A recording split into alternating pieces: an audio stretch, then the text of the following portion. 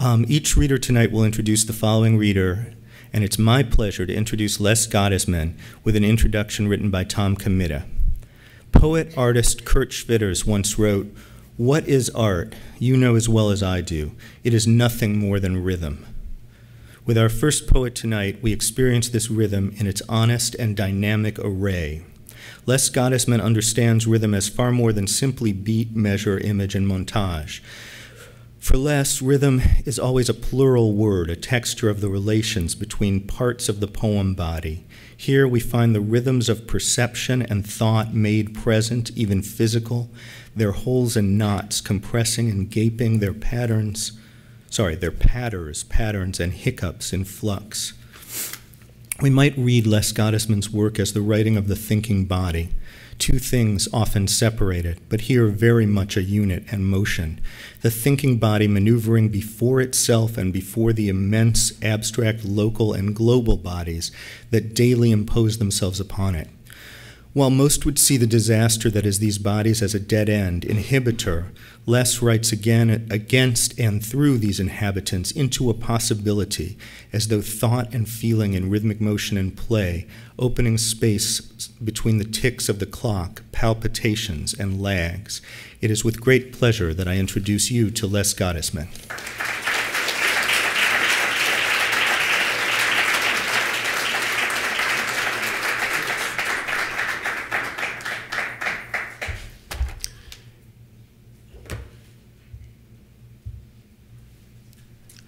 Thank you, Joseph. In fact, before I start, I want to say thanks to all the great members of the faculty, especially for me, Joseph and Denise, not only for the experience of their great teaching and their tremendous support, but also for the privilege of knowing them as artists. I mean, their work is awesome.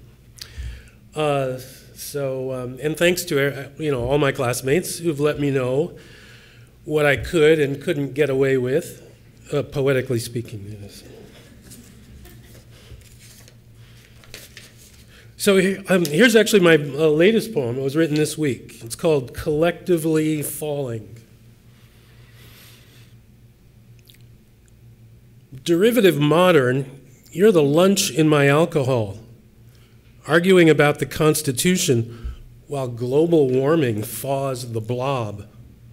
What's needed is a war pontiff, a high-profile, tortured silhouette wearing the numbered pants and impossible to resist in dawn's pregnant driveway after a rough night in a moral nightclub.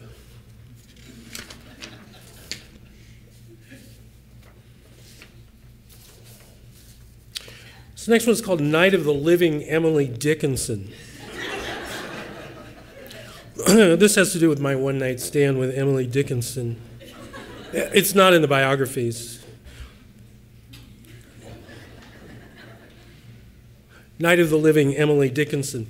The date is past, we slept in view. Originals again, having our safe word, not names, so-called, re-eaten. Fiends fix fiends, judging crater against crater. The condition happened, leading nowhere, and finally not mattering.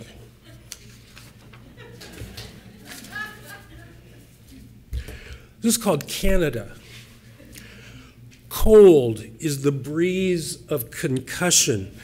At first, a sucking cube, city size of three-dimensional litter, though the guitar player is beautiful without eyeballs. Infected vampire bats are unremarkable compared to the shocking horror of what I am a part of, but the guitar player is beautiful without eyeballs. With history this close to close, I say to her, stay away, stay cool. Maybe the burning city is a torch song to the love we made. In a shale nightgown, her skin rises to the needle's tooth. The guitar player without eyeballs is beautiful.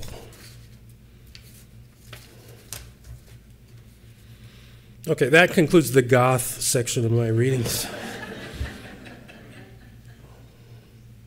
The next, have you ever, this happened to me, maybe it's happened to you, wanted to send a poem to a magazine, you looked under the, guidelines, and it says, do not send a poem about poetry. We hate poems about poetry. We will never publish a poem about poetry. So the next poem is called Poems. A white hamburger led children to a wall. You had to be there in order to be there. Poems have changed from schematic arbitrariness to slutty impatience, like laws or cancer.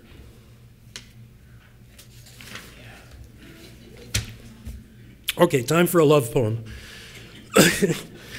This one's entered Matt Shear's workshop, which I'm in, is having a contest for the best love poem. So wish me luck. Yeah, right.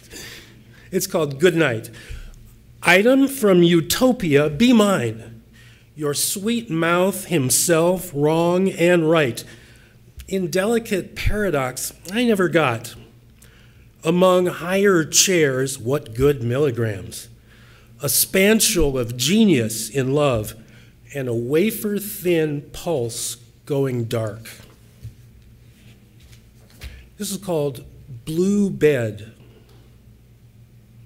When you find what you've intentionally lost, and she's struck by your arrows, crypto nausea plays its jokes. Time does not validate or reimburse. Planets weep alone in desert slums. Their wests avenge room by room. These are close, more or less, to my thoughts.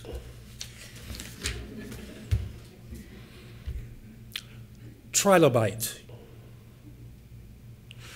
We like a sturdily built man with short, curly hair, casually but appropriately dressed, calm in demeanor, but aggressive in action.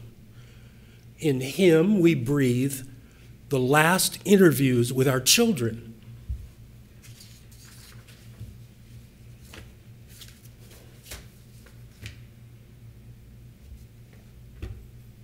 Toynbee, ticking like the nearness of husbands. The bombs are nude in jaws of shattered glass for the rest of this ride.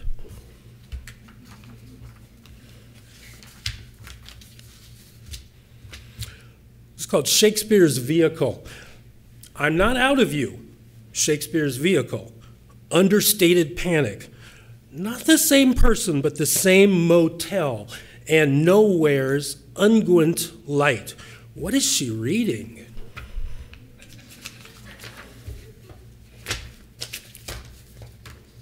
This is called In Utero. Fierce love in the darkness, suddenly sprayed by headlights, then bystanders waving shotguns around. Wake up in a puddle of moldy Hemingway semen, still in debt, but now with a plot. Hand on the doorknob, New York, remember, don't do anything foolish when dog meat meets dog. Keep a casual attitude from grave to cradle.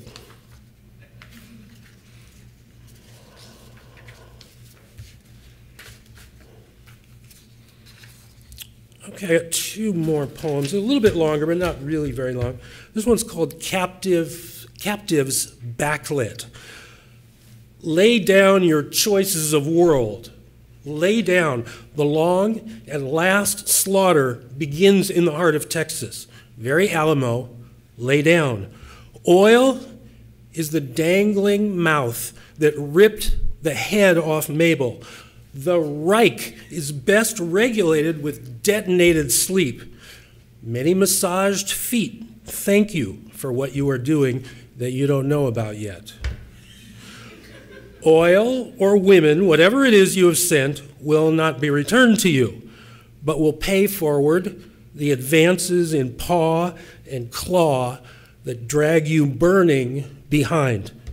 Let those who cannot understand misunderstand. And finally, the last one is called Just Ask. On this earth and in those hovels, practiced in the mode of groveling in the dirt, the brains impress crusaders and push on to Piltdown. A confused halo follows them. She is Scarlet Pneumonia, who takes off the gloves and bites the hand that feeds them crap. In a cartouche we have today in our collection. A certain prisoner is also preserved in that locker in the museum in a non-binding agreement of fats and proteins that melts on the tongue. Thank you very much.